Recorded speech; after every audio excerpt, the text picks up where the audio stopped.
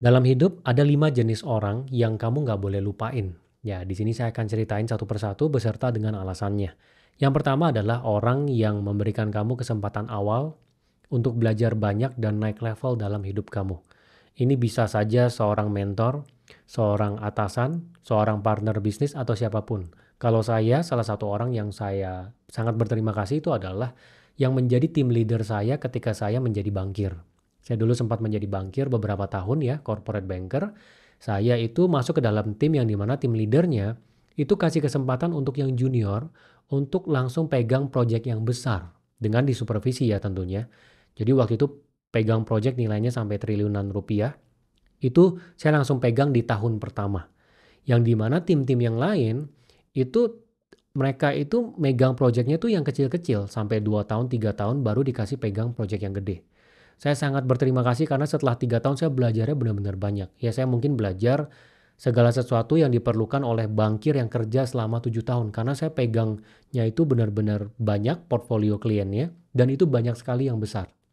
Yang dimana ya memang diberikan kesempatan itu. Sampai dengan sekarang ya saya masih berterima kasih ke dia, saya masih keep in contact dengan dia.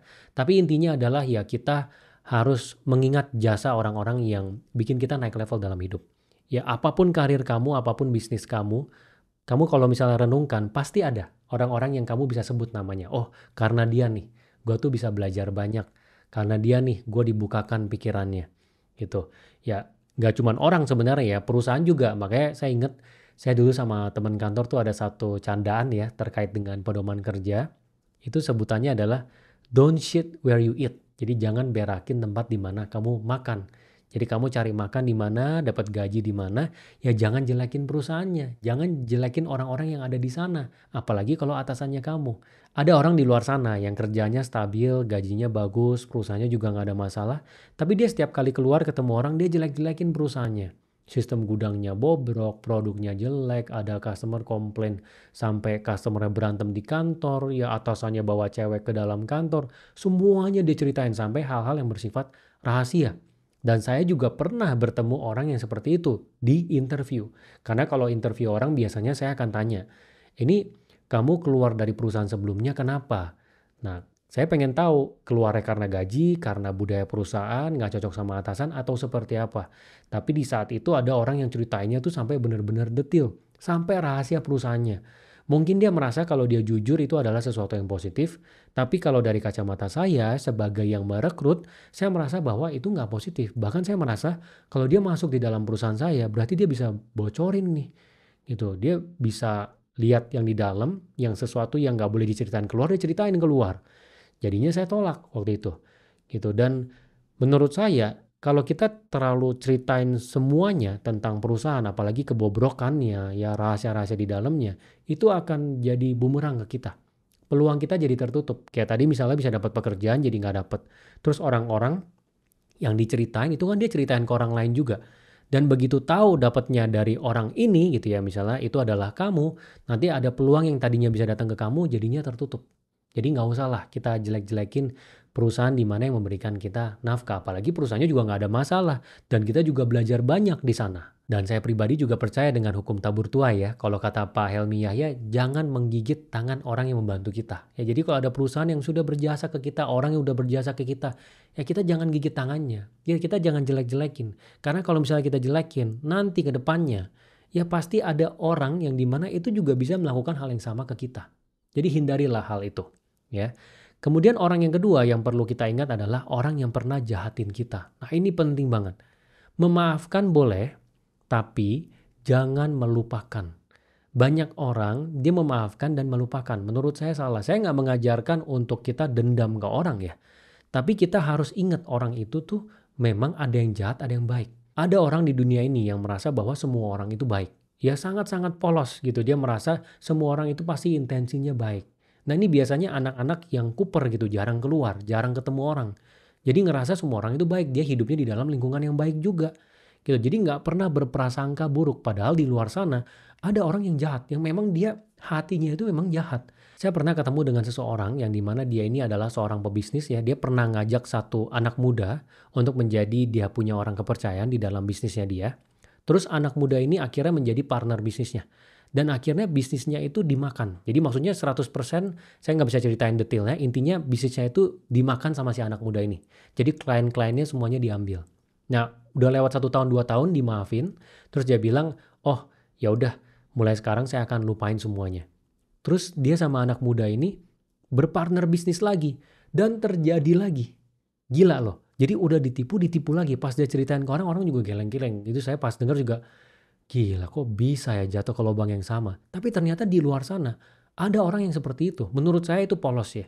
Kita kalau misalnya udah jahatin sama orang, kita mesti ingat bahwa ada posibilitas orang ini jahatin kita lagi. Walaupun dia udah minta maaf. Jadi jangan polos-polos banget jadi orang. Kalau dia udah jahatin, kita ingat, ya maafin boleh. Ya karena kalau misalnya kita mendem, kita dendam, itu juga nggak bagus ya. Kita punya pikiran juga nggak baik, ya kita punya kesehatan juga bisa kena efek. Kita intinya memaafkan tapi jangan lupa. Ya karena kalau kita lupa nanti kena lagi, jatuh ke lubang yang sama. Ya ada orang-orang yang seperti itu, jatuhnya ke lubang yang sama karena dia dengan polosnya nganggep orang kalau udah minta maaf, ya orang itu nggak akan melakukan hal yang sama lagi ke kita. Padahal memang orang itu sifatnya ada orang yang jahat gitu.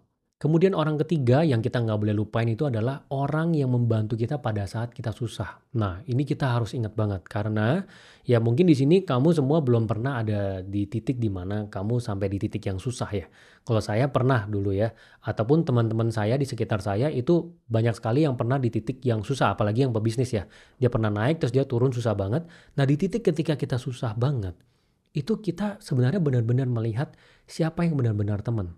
Karena ketika kita sukses, kita kaya, kita terkenal, semua kita punya, itu susah banget kita nyari teman yang benar-benar teman. Karena semua orang juga mau jadi teman. Ya sama seperti madu gitu. Ya kita tuh berlumuran madu dan lebahnya tuh mau datang semua. Kalau kita sukses, gampang banget cari orang yang mau bareng kita. Tapi ketika kita nggak ada madunya, itu susah. Ya mungkin kamu bisa cari tuh di TikTok ya banyak pebisnis yang mereka sharing ketika mereka berhasil, terus mereka gagal itu di mana teman-temannya yang tadinya hahaha bareng, pergi-pergi bareng, ditelepon nggak ngangkat, ditanyain apa menghindar, pura-pura nggak tahu. Benar-benar dari semua teman yang dimiliki tuh mungkin cuma sisa 1 atau 2 aja. Nah, kamu mesti ingat dengan orang-orang yang membantu kamu pada saat kamu susah. Ya walaupun mungkin sekarang kamu di sini ada yang belum pernah susah sampai benar-benar susah banget dalam hidup, tapi kamu mesti ingat. Ya kamu kalau misalnya masuk ke dalam titik susah itu baru bisa lihat yang mana benar-benar teman. Karena nggak semuanya itu adalah teman kita. Kalau kamu baca buku dari Pak Tahir ya, dia punya biografi, dia ceritain dulu bahwa dia pernah bisnis itu di umur 30-an, hampir 40, kalau nggak salah showroom mobil. Dia bangkrut di saat itu. Dia itu ditolong oleh Pak Mokhtar Yadi. Jadi Pak Mokhtar Yadi waktu itu ya si pendiri Lipo Group ya, dia tuh punya pabrik garmen. Dia dikasih pekerjaan di sana supaya dia bisa menyambung hidup dulu nih. Ngambil gaji sembari nyari ide untuk bisnis lagi.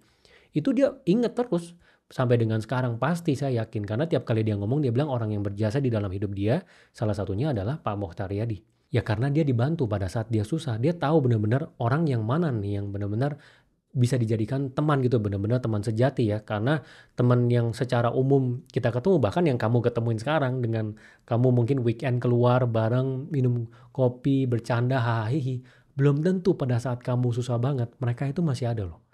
Gitu. Jadi ini sesuatu yang bisa dijadikan perenungan ya.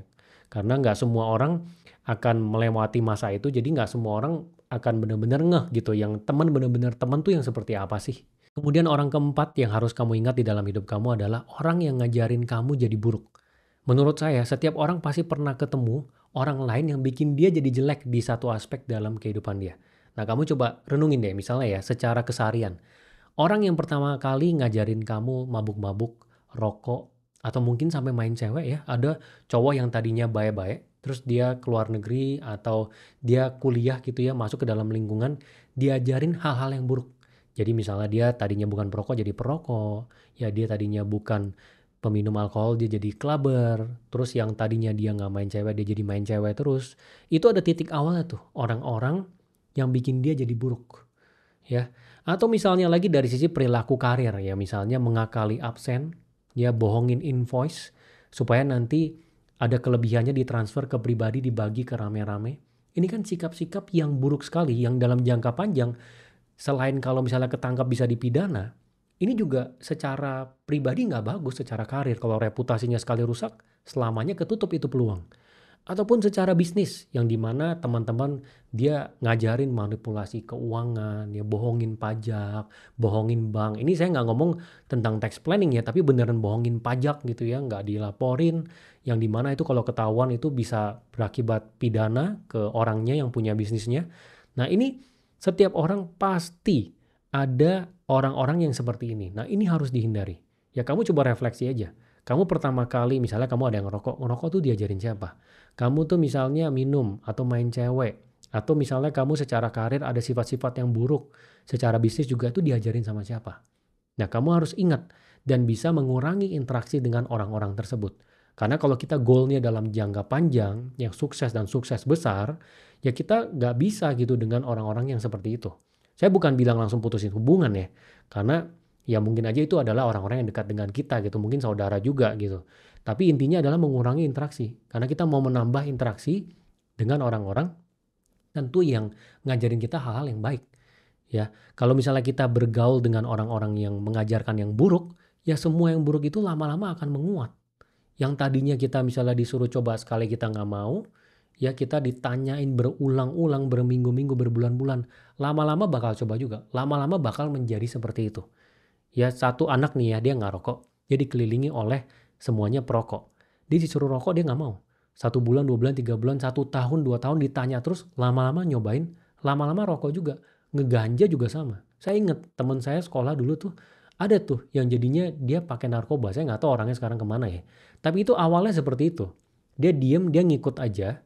Terus saya tahu itu dia diajak, dia nolak, nolak, nolak. Akhirnya ngikut juga. Nah itu makanya kita semua itu pasti kalau kita renungin, pasti kita bisa tahu, oh orangnya tuh yang ini, oh orangnya tuh yang ini, orangnya tuh yang ini. Nah, kita harus bisa menghindari ya, kurangi interaksi. Kalau bisa ya benar-benar putus bagus, tapi kalau enggak ya kurangi interaksi. Karena tujuan kita supaya kita masuk ke lingkungan di mana orang-orangnya semuanya positif, ya kita hidupnya menjadi tambah positif lagi. Kemudian orang kelima yang kamu harus ingat adalah orang yang mau kamu maju. Ya saya pernah cerita kalau nggak semua orang di dalam hidup kita itu mau kita maju. Jadi kalau kita kadang share di IG story kita, wah kita ada pencapaian A, B, C. Kadang kan kita ngerasa keren nih, orang-orang pada liatin. Padahal yang ngeliatin kita itu nggak semuanya senang dengan pencapaian kita. Ada yang mereka iri, yang mentalnya bener-bener crab mentality, maunya kita turun. Ya ada yang lihat kamu bahagia foto dengan pasangan kamu tuh dia dia akan bayangin, wah ini kapan nih dia putus nih, kapan nih dia rusak keluarga. Ada yang memang intensinya nggak bagus karena nggak semua orang itu dalamnya baik. Ya balik lagi ya ke orang yang polos, yang merasa semua orang itu baik. Jadi kalau misalnya dia post sesuatu yang bagus di IG story-nya, semua orang akan, wah hebat ya, gila gue seneng banget lu bahagia. Padahal nggak seperti itu. Ada mata-mata yang sinis. Nah di sini yang ingin saya tekankan adalah kamu harus bisa lihat orang-orang yang pengen kamu maju itu siapa. Itu kita bisa lihat ya kadang-kadang ketika kita ceritain satu ide, misalnya kita pengen mulai bisnis nih. Oh, gue ada belajar bisnis di Growin nih, gue pengen mulai bisnis sekarang, gue pengen buka restoran. Dia akan dengan positifnya ngomong ke kamu, oh gue yakin lu bisa. Ya saya dulu pada saat mulai satu bisnis escape room ya pertama kali lebih dari 10 tahun yang lalu, saya tuh cerita ke salah satu rekan bankir saya di kantor. Pada saat kunjungan ke klien, saya ingat waktu itu di mobil saya cerita, dia ngomong, wah gue yakin kayaknya lu bakal bisa deh. Karena lu punya traits A, B, C, dan pebisnis itu memang butuh ini. Saya begitu dengar itu saya terpacu kan. Dan waktu itu saya nggak ngeh gitu bahwa oh iya ini memang yang saya butuhkan. Tapi sekarang begitu saya refleksikan, orang-orang yang seperti itulah yang vibe-nya positif itu yang harus kita cari. Yang dimana orang-orang ini mereka nggak ada rasa iri ya, mereka mau kasih masukan, mereka mau orang maju. Yang kayak misalnya kalau ada orang cerita ke saya, dia pengen buka bisnis, saya semangatin. Memang niatan dalam hati itu, wah lu emang bener bisa gitu, nggak ada niatan buruk sama sekali. Nah itu kalau kita ketemu orang yang bisa begitu juga, wah itu indah banget, itu enak banget. Makanya kalau kamu misalnya baca buku biografi, kayak misalnya kayak bukunya Steve Jobs ya, dia tuh kan temennya dari bosnya Oracle, bosnya Microsoft, bosnya Google. Ini founder-founder mereka kan sering jalan bareng setiap minggu 2 minggu. Kenapa? Karena mereka semuanya orang yang sangat positif. Mereka ngomonginnya semuanya tentang ide dari 15 tahun yang lalu udah ngomongin tentang AI. Ya, mereka ini saling memberikan masukan yang dimana masing-masing juga sangat pintar. Ya jadi bukan yang tipenya tuh negatif mau menjatuhkan. Gitu. Jadi kalau kamu bisa mencari lingkungan yang seperti itu dan sering berinteraksi dengan orang-orang ini, hidup kamu akan bisa maju lebih cepat lagi. Nah, jadi kira-kira ini adalah 5 orangnya ya. Orang yang memberikan kesempatan di awal, orang yang pernah jahatin kamu, orang yang pernah bantu kamu pada saat susah, orang yang pernah ngajarin kamu menjadi buruk, dan orang yang mau kamu untuk maju. Coba kamu catat dan kamu list down masing-masing orangnya nih siapa aja ya, dan kamu ingat gitu ya. Semoga ini membantu kamu dalam perjalanan hidup kamu. Kalau misalnya kurang jelas, silakan nonton ulang video ini. Semoga membantu ya.